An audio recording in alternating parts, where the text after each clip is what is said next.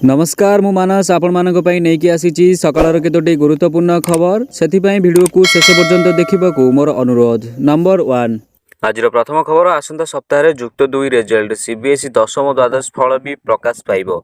आसंता सप्ताह प्रकाश पाइब उच्च माध्यमिक शिक्षा परिषद बा सीबीएसई परिचालित जुक्त 2 परीक्षा फल प्रकाश में समस्त कार्य चूड़ांत पर्यायर पहुंची। आसंता 15 रे फल प्रकाश नहीं लक्ष्य रखा जाइथिबा बेले एथिरे सामान्य विलंब होई पारे। एकाकालीन भावे समस्त स्ट्रीम रिजल्ट प्रकाश पाइब। आसंता 7 रु 8 दिन मध्य रिजल्ट प्रकाश कराजिवो बोली सीबीएसई पक्षरु सूचना मिली। सेहीपरि केंद्रीय माध्यमिक शिक्षा बोर्ड सीबीएसई परिचालित दशम और द्वादश श्रेणी परीक्षा फल मध्य आसंता सप्ताह प्रकाश पाइबार संभावना रही। जातीय गणमाध्यम सूचना अनुसार आसंता सप्ताह ही रिजल्ट प्रकाश पाइब। परवर्ती खबर राज्य में आहुरी बढ़िबो तातीर प्रकोप। राज्य में आहुरी बढ़िबो तातीर प्रकोप 3 दिन में 2 रु 3 डिग्री तापमात्रा वृद्धि पाइपारे संभावना रही।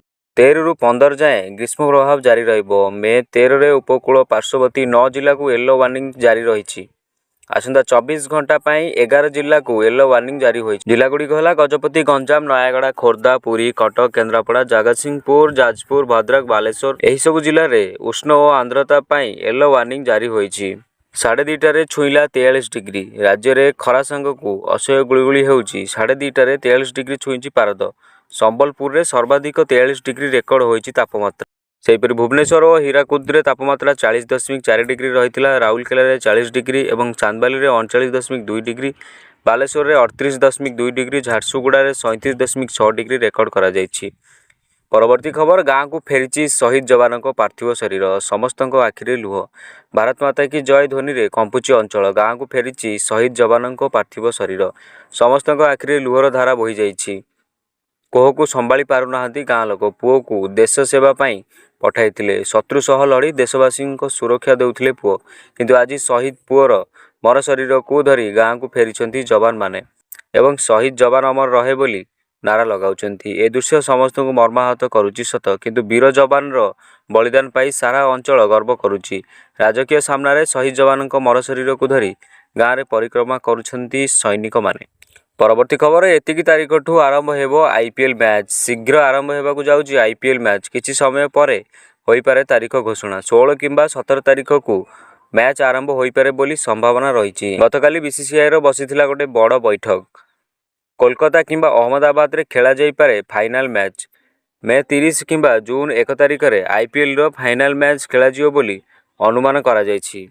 भारत एवं पाकिस्तान मध्य युद्ध को दृष्टि रखा जाई सुरक्षा पाई यही मैच को स्थगित रखा जायथिला। परवर्ती खबर सरकार बड़ घोषणा। बेसामरिक सुरक्षा जोग देवा पाई युव समाज माननकु आह्वान।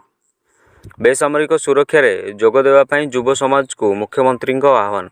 मुख्यमंत्री एक वार्तारे कहिसेंती देशर साधारण लोकंक जीवन में सुरक्षा आम समस्तंकर कर्तव्य। सुरक्षा और सेवा आमर सर्वोच्च कर्तव्य।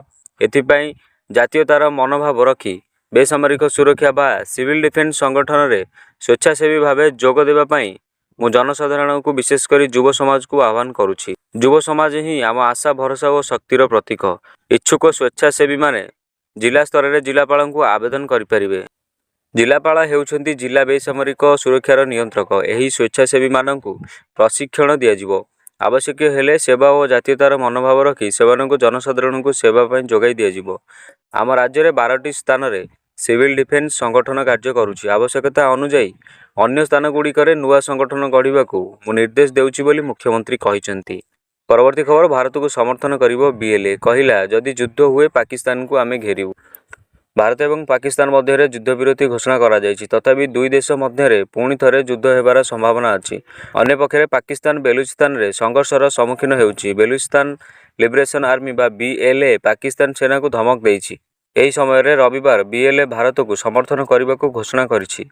यह सहित बीएलए कहिछि जे जदि भारत पाकिस्तान विरोध में निर्णायक कार्यानुष्ठान ग्रहण करे तेबे बीएलए ता सहित छिड़ा हेबो। परवर्ती खबर संध्या 7 रु सूर्योदय पर्यंत ब्लैकआउट हैला राजस्थान। भारत एवं पाकिस्तान मध्य चलता उत्तेजना मध्य चलता अस्त्रविरति उल्लंघन को नहीं बुझामणा होइछि। पहलगाम आतंकवादी आक्रमण पर भारत पाकिस्तान को कड़ा जवाब देइछि। ऑपरेशन सिंदूर जोगु पाकिस्तान रो अनेक क्षति होइछि। तेबे अमेरिका राष्ट्रपति ट्रम्प को हस्तक्षेप पर युद्ध बंद रहिथिला।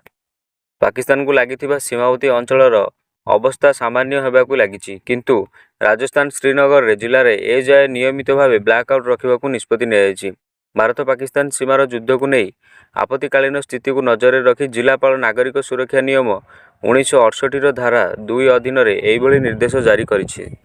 ପରବର୍ତ୍ତୀ ଖବର, ଅସ୍ତ୍ରବିରତି ପରେ ଚେନାବ ନଦୀର ଡ୍ୟାମ୍ ଖୋଲିଦେଲା ଭାରତ। ପାକିସ୍ତାନରେ ଏବେ ବନ୍ୟା। ଜାମ୍ମୁ କାଶ୍ମୀର ପେହେଲଗାମରେ ଆତଙ୍କବାଦୀ ଆକ୍ରମଣ ପରଠାରୁ ଭାରତ ଏବଂ ପାକିସ୍ତାନ ମଧ୍ୟରେ ଉତ୍ତେଜନା ଦେଖାଯାଇଥିଲା। ଏହି ଆକ୍ରମଣ ପରେ ଭାରତ ପ୍ରତିଶୋଧ ନେଇ ପାକିସ୍ତାନ ବିରୋଧରେ ଅନେକ କଠୋର ନିଷ୍ପତ୍ତି ନେଇଥିଲା। ଏଥିରୁ ସବୁଠାରୁ କଠିନ ନିଷ୍ପତ୍ତି ଥିଲା ପାଣି ଓ ପାକିସ୍ତାନମାନଙ୍କୁ ଦେଶ ଛାଡ଼ିବା ସମ୍ପର୍କରେ। ଅପରେସନ ସିନ୍ଦୁର ପରେ ଏହି ଉତ୍ତେଜନା ଆହୁରି ବୃଦ୍ଧି ପାଇଲା। ତଥାପି ମେ 10 ସନ୍ଧ୍ୟା 5ଟାରେ ଦୁଇ ଦେଶ ମଧ୍ୟରେ ଯୁଦ୍ଧବିରତି ଘୋଷଣା କରାଯାଇଥିଲା। ଗତକାଲି ମେ 11 ତାରିଖରେ ଚେନାବ ନଦୀ ଉପରେ ନିର୍ମିତ ବନ୍ଧର ମଧ୍ୟ ପାଣି ଛଡ଼ାଯାଇଛି। ପରବର୍ତ୍ତୀ ଖବର, ଯୁଦ୍ଧ ପରେ ଘରକୁ ଫେରିବେନି ସୀମାରେ ରହୁଥିବା ଲୋକେ, ପୋଲିସ ଜାରି କଲା ଆଡ଼ଭାଇଜରି। ଭାରତ ଏବଂ ପାକିସ୍ତାନ ମଧ୍ୟରେ ଏକ ଅସ୍ତ୍ରବିରତି ଚୁକ୍ତିନାମା ପରେ ପରିସ୍ଥିତି ସ୍ୱାଭାବିକ ହେବାରେ ଲାଗିଛି। କିନ୍ତୁ କୁପୱାଡ଼ା ପୋଲିସ ବର୍ତ୍ତମାନ ସୀମାନ୍ତ ଗାଁଗୁଡ଼ିକରେ ରହୁଥିବା ଲୋକମାନଙ୍କୁ ଘରକୁ ନ ଫେରିବାକୁ ଅପିଲ କରିଛି। ଜମ୍ମୁ ଏବଂ କାଶ୍ମୀରର କୁପୱାଡ଼ାର ପୋଲିସ ଏକ ଜନସୁରକ୍ଷା ପରାମର୍ଶ ଜାରି କରିଛି। ସୀମାପାର ଶତ୍ରୁତା ଏବଂ ଏଲ୍ଓସିର ଜରୁରୀକାଳୀନ ସମାଧାନକୁ ଦୃଷ୍ଟିରେ ରଖି ଜିଲ୍ଲା ପୋଲିସ ସୀମାନ୍ତ ଗ୍ରାମରୁ ସ୍ଥାନାନ୍ତରିତ ସମସ୍ତ ସାଧାରଣ ନାଗରିକଙ୍କ ପାଇଁ ଏହି ଜରୁରୀ ପରାମର୍ଶ ଜାରି କରିଛି। ପରବର୍ତ୍ତୀ ଖବର, ଦେଶର ସୁରକ୍ଷା ପାଇଁ ଛାତ୍ରଛାତ୍ରୀଙ୍କୁ ଦିଆଯିବ ଟ୍ରେନିଂ। ବାହ୍ୟ ଶକ୍ତି କିମ୍ବା ଅନ୍ତଃଶକ୍ତି ମୁକାବିଲା ପାଇଁ ଏହି ପ୍ରଶିକ୍ଷଣ ଦିଆଯିବ। ଉଚ୍ଚଶିକ୍ଷା ବିଭାଗର ଏପରି ପଦକ୍ଷେପ ନିଆଯିବ। ସାମରିକ, ଅର୍ଦ୍ଧସାମରିକ, ପୋଲିସ ସେବାରେ ନିୟୋଜନ ପାଇଁ ଛାତ୍ରଛାତ୍ରୀଙ୍କୁ ପ୍ରସ୍ତୁତ କରାଯିବ। ଛାତ୍ରଛାତ୍ରୀଙ୍କ ଭିତରେ ଦେଶ ସେବା ପାଇଁ ଆଗ୍ରହ ଅଛି, ଏବେ ସେହି ସୁଯୋଗ ସୃଷ୍ଟି କରାଯିବ। ପରବର୍ତ୍ତୀ ଖବର, ପାକିସ୍ତାନ ଗୁଳିରେ 2 ଯବାନ ଶହୀଦ, 5 ସାଧାରଣ ନାଗରିକଙ୍କ ମୃତ୍ୟୁ।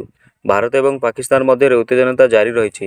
ଶନିବାର ଅସ୍ତ୍ରବିରତି ପାଳନ କରାଯାଇଛି। ଏହି ଅସ୍ତ୍ରବିରତି ସମ୍ପର୍କରେ ଦୁଇ ଦେଶ ମଧ୍ୟରେ ଏକ ଚୁକ୍ତି ହୋଇଥିଲା, ଯାହା ପରେ ଘୋଷଣା କରାଯାଇଥିଲା।